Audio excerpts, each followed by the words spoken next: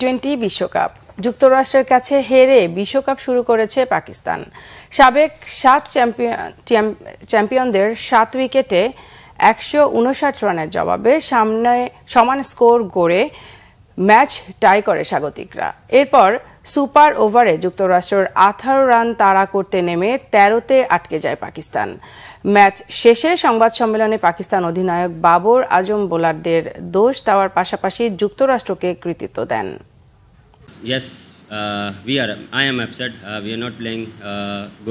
আমরা ব্যাটিংয়ে প্রথম 6 ওভার ভালোভাবে কাজে লাগাতে পারিনি।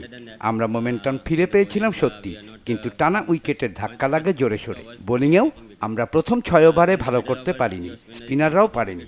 শেষের দিকে আমরা ঘুরে দাঁড়াতে পারলেও ভালোভাবে শেষ করতে পারিনি। আশা করি ভবিষ্যতে ভালো করতে পারবো। সব কৃতিত্ব যুক্তরাষ্ট্রের। ওরা 3 বিভাগেই ভালো করেছে, তাই জিতেছে, যা আমাদের মেনে নেওয়া কঠিন। পিচে আর্দ্রতা ছিল।